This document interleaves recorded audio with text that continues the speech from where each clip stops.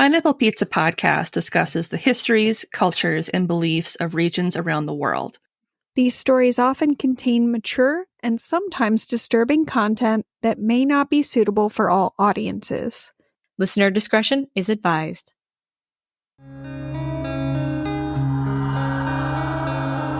Welcome to Pineapple Pizza Podcast, where we serve up slices of mythology, cryptozoology, and urban legends. It's an interesting combination of flavors. Weird, but it works. Today's special is a midweek terrifying tidbit. I'm your hostess, Enchantress, and with me are the haunting and hilarious Ashlise and Elvira. Welcome, ladies. You sound like a ghost cow. What's up? Spooky as always.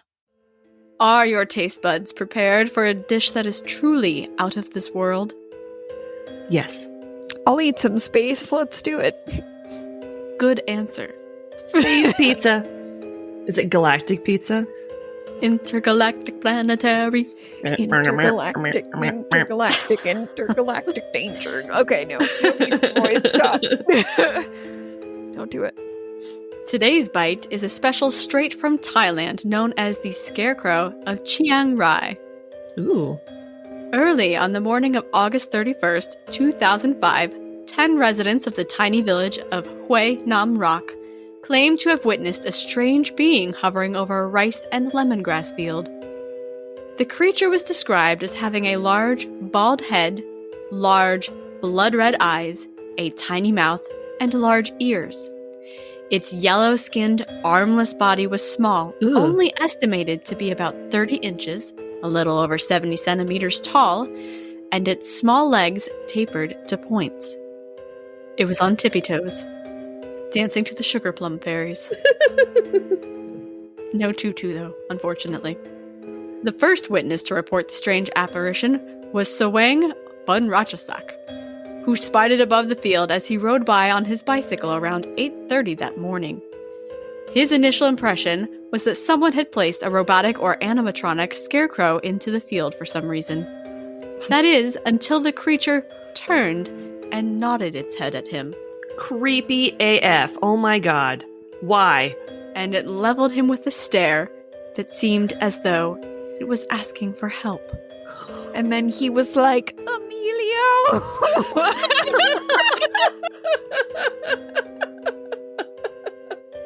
I got no arms. Where'd my arms go? After screaming like a little girl, not really, but maybe, he went to find other members of the village and relayed his story, after which multiple villagers did the absolute worst thing. They rushed to the scene only to discover the creature still there floating above the field. So Wang and multiple other witnesses watched it just kind of loiter above the field like a little loiterer for about an hour until about 10:30 that morning. So they're just sitting there staring at this thing for 2 hours? Like some creepy motherfuckers, yes. What's it gonna do? Is it gonna do something? That's when the being stretched, turned jet black, and disappeared. Some said it shot into the sky like a rocket, leaving aerial skid marks in its wake. No, but that would be funny. Skid marks. I'm a 12-year-old boy. While others insisted it became a bright, glowing ball that just hovered in the sky. Skid marks and balls. It was an interesting day. Theories on what it might be, or what it appeared to be, abounded. Some likened it to an animated or robotic doll, potentially due to jerky movements, while others thought it might be a ghost or apparition. Some even said it appeared to be a child, though I want to know where they've ever seen a big-headed, yellow-skinned, floating child before, because that's new to me. And didn't have any arms. And it walked on points. Tippy toes. That is one weird child. But of course, the most logical explanation was aliens. It's always aliens. Of course. I'm wondering if anybody had hair sticking up. I don't know. Aliens. You gotta do the hands. Aliens. There it is. Crushed it. Investigator Kitikasem Ratatouille. Investigator Kitikasem Ratanakosa visited the scene and interviewed witnesses who claimed that floating fire had rained from the sky the night before the sightings began. Ominous, for sure. However, a resident of a nearby village came forward and suggested that it might have just been a floating doll. Where the heck did he get this idea, you might ask? Apparently, prior to the sightings, he had found a helium-filled doll stuck in a tree, and he thought, hey, ducks and chickens will hate this thing. I'ma use it as a scarecrow, okay? Oh, okay, so it's Mr. Garrison from South Park. It absolutely is. It's easy, okay? It's easy, okay? Don't do drugs, okay? Aw. There go my plans. He said it was an approximately 3-foot tall, greenish-orange, don't know what that color is, doll turned scarecrow with tiny arms and legs and a large head with distinct eyes, nose, and mouth. But how could this thing that only sort of resembles the yellow-skinned, armless, noseless, large-eared creature seen in the field get from this man's vegetable garden to the rice field all by itself? The wind. I'll tell you what. I'll tell you what. 2 nights before the sightings began, a large, violent storm swept through the area. And following the storm, he found his scarecrow had wandered away. It's the wind. It's the wind. It was like, I'm out.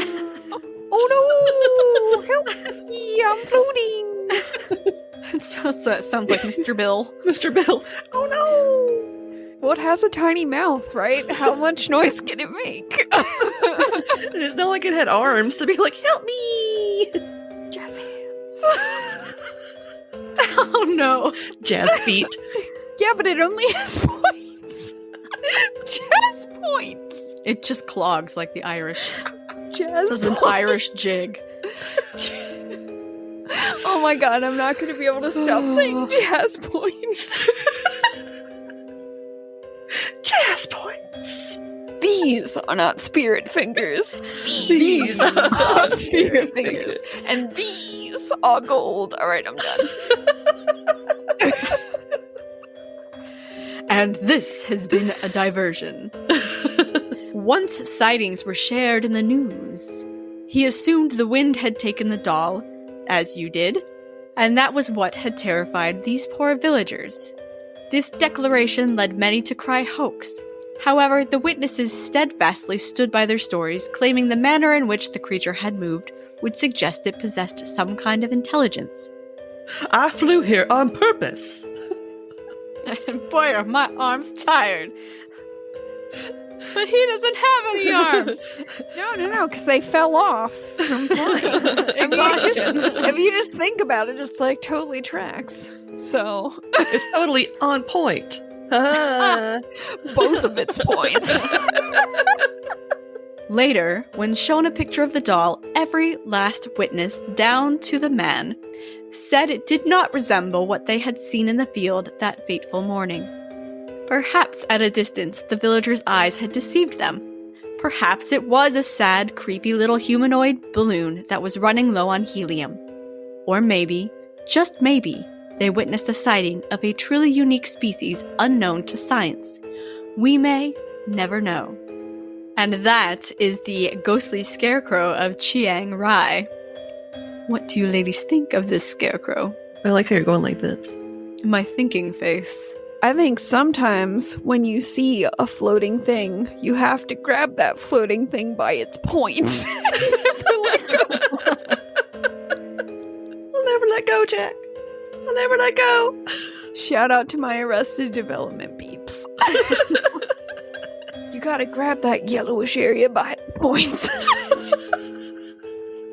If it was a balloon, I like the idea of it being a balloon where, like, the reason it disappeared was it somehow, like, popped and it just went Whee! It just like flew away somewhere after it popped. That would be amazing. I love it. That's what happened. And the skid marks were the little puffs of air behind it. What if it was a SpongeBob balloon? Just went.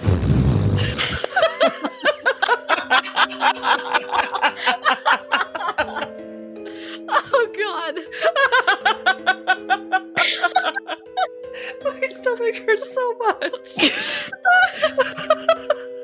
That was my ab workout for the day. Ingredients for this dish were sourced from an article on Mysterious Universe entitled The Strange Case of a Floating Alien Humanoid in Thailand, and an article on ChiangRaiTimes.com dated June 30th, 2011, entitled The Crow of Chiang Rai. No. Entitled The Scarecrow of Chiang Rai, not the crow. I like that movie, though. It's real good. Nevermore. Well, I think it's about time to close up the restaurant for the night. Thank you for visiting our beautiful pizzeria and enjoying a slice of ghostly scarecrow. Pineapple Pizza Podcast, spooky and chilling. Not everyone understands our ghoulishness, but we're glad that you do? Question mark? If you're enjoying the show and you'd like to help support us, check out our TeePublic shop for some amazingly fun and funny merch. Or if you want to do a one-time donation, you can do that on buymeacoffee.com and buy us a fresh slice, because we can never get enough. Of basically anything, if we're being honest. If you absolutely love the show and you want to check out some fantastic bonus content, you can become a donor on Patreon and earn all kinds of amazing benefits. We have 3 tiers to accommodate almost any budget. The $3 Mythbuster, $7 Cryptid Hunter, and $15 Storyteller. Become a patron today and start enjoying all the perks and extra content right away. Don't forget, you can find us on Twitter and Instagram at PineAppPizzaPod. That's PineApp, A-P-P, Pizza Pod. You can also send us questions, comments, and topic ideas at pineappizzapod@gmail.com. Remember, there's the 2 P's in app. Otherwise, you're emailing someone else, and I don't want to be held responsible for that. Thanks for stopping in for some deliciously weird morsels, and just remember, no matter how you slice it, You're awesome. And we love you.